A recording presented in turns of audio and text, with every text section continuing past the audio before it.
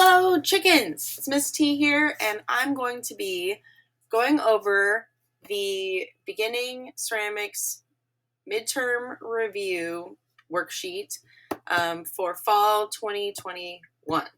This test is gonna take place on Thursday and Friday, October 28th and 29th, depending on when your class period is. So here's what it's going to be. There's going to be multiple choice questions, there's going to be short answer questions, and there's also going to be a physical challenge. You're going to need to bring your device, a laptop, to take the test. It's going to be done online, but in class during class time. And then when you complete your test, you are going to close up your laptop and you're going to pick up a worksheet with a physical challenge, for you to do in class. And for this physical challenge part of the class of the midterm, it could be a coiling challenge, it could be a throwing on the wheel challenge, it could be a pinch putt challenge.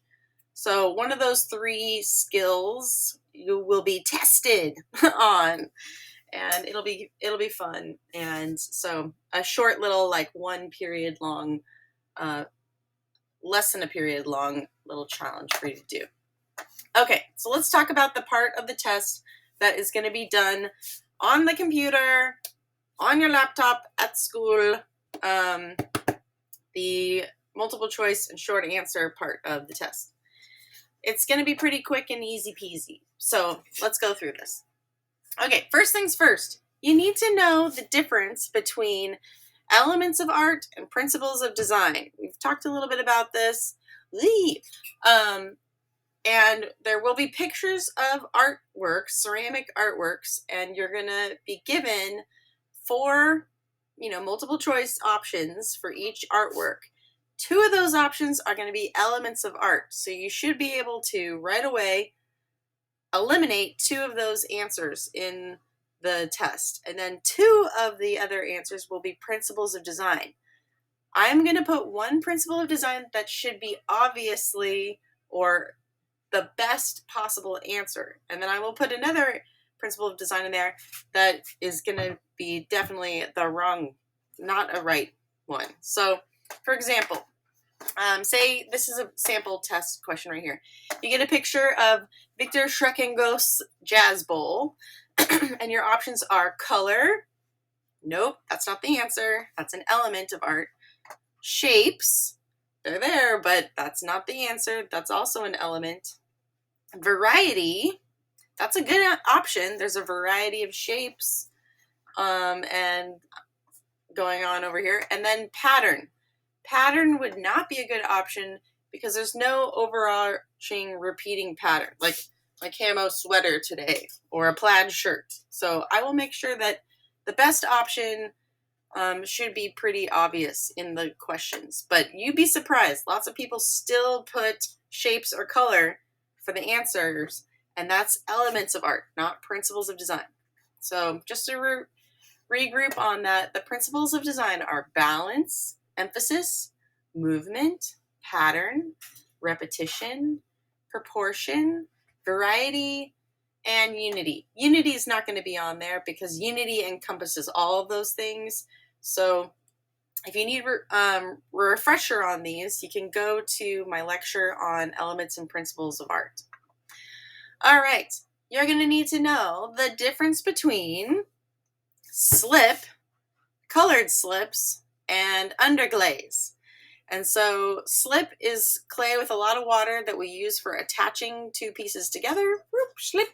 Colored slips are a mixture of clay, water, and color, and those are the ones we mix in-house in the big jars that are thicker and do more coverage, all those things. They use oxides to make them different colors instead of stains. And then we have underglaze. Those are the commercially made jars of their thinner and brighter colors. of slips. You see them in little squeezy bottles. They are mixable. So if you mix blue and yellow, you will get green, and then it'll also fire green in the kiln. And that's why they're very expensive. They use stains and they're commercially mixed. So underglaze. You should know the difference between all three of those. You should know clay's origin story. Where does clay come from in the earth? And so it begins its life as magma, lava, underneath the ground that cools very slowly underground. Then eventually that granite rock, the lava turns into granite rock as it cools, may come up to the Earth's surface and then erode through erosion, like rain, water, wind, rivers, all those things erode the granite into smaller and smaller particles that come together to create clay. They just break down into like that gooey, schmooey stuff we love called clay. And through its movement through the environment, it changes the color of the clay and its properties. We'll talk more about that in a second. The basic elements of clay are alumina, silica, and water. Alumina, silica, and water. So going back to where clay comes from, primary clay is also known as porcelain. It is a granite rock that's very light and white in color that has not moved from where it was formed, where it like broke down and turned from granite into clay. And that's why porcelains are extremely rare to find and extremely white and very glassy and fire to high temperatures. So that's primary clay, super smooth. Characteristics of secondary clay is stoneware clay, and that is the clay that we use here at CHS. It is the most abundant type of clay found around the earth. It tends to be rough. It has moved from its original location, so maybe it rolled down a hill or flowed down a river, and so as it kind of moves through the environment, it picks up different colors based on what kinds of oxides and irons and different cool things are in that environment. So you can see it in grays, yellows, blacks, browns, reds, and all kinds of fun colors. That's stoneware. And then tertiary clay is also known as terracotta clays, and terracottas and tertiaries have traveled the furthest through the environment, and they tend to be smoother because they've traveled farther. They tend to be darker in colors. They usually are dark reds. They're usually found near beaches and kind of at the end of the erosion train. And they're smoother. They're also very common, but stonewares are definitely the most commonly found around the world. Plasticity is clay's ability to stretch and hold its shape. You know, something special it does. The three stages of ceramics are: first it's greenware, then we bisque fire it, and then it's bisqueware. Then we glaze it, and then we glaze fire it, and it's glazeware. So greenware, bisqueware, glazeware. That's not fired, the first firing, and the second firing. The three stages of greenware, that's clay that has not been fired yet, is wet plastic clay straight out of the bag. It's very stretchable. Leather hard clay, which is very kind of halfway dry, halfway wet. It's carvable, and it's pretty sturdy at that stage. And then there's bone dry clay. That is clay that is completely 100% dry, and that is very fragile and breakable. Three ways pieces blow up in the bisque firing, or the first firing, is if the piece is too thick. If it's thicker than an inch thick, it will blow. If it is a closed form of any kind, if it's a bubble of clay and has no hole, it will blow. And if it is soaking wet, full of water, even if it's thin, but if it is wet plastic greenware and you put it straight into the bisque, that water inside the clay body forms steam at 212 degrees and blows. Whoa!